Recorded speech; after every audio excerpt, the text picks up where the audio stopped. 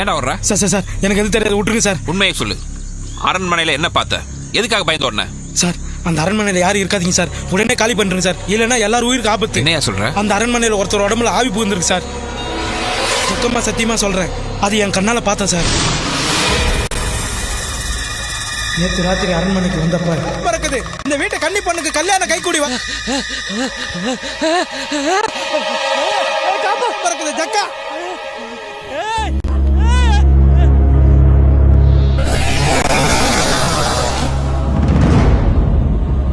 அது ஒரு ஆள் ஆவேசமா கொலை பண்றதை என் 2 கண்ணால பார்த்தேன் சார்.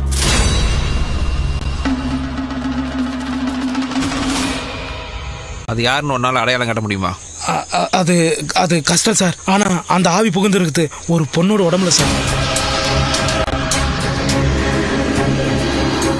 அது சாதாரண ஆவியா எனக்கு தெரியல சார், ரொம்ப உக்கிரமா இருந்தது. அதோட ஆவேசம் தனிஞ்ச மாதிரியே தெரியல. வாங்கிங்க சார்.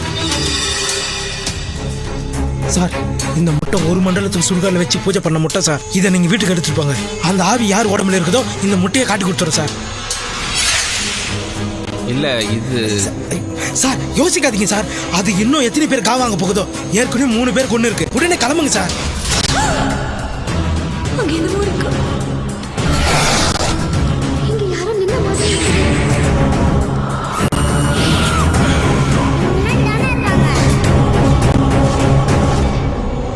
வாங்கிங்க சார்.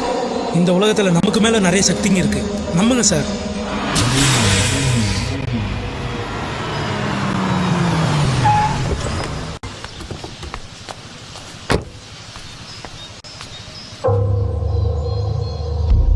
இந்த வீட்டுக்கு வரதுக்கு முன்னாடியே சமயக்காரன் சொல்லாம கொள்ளாம போயிட்டு தான் சொன்னாங்க.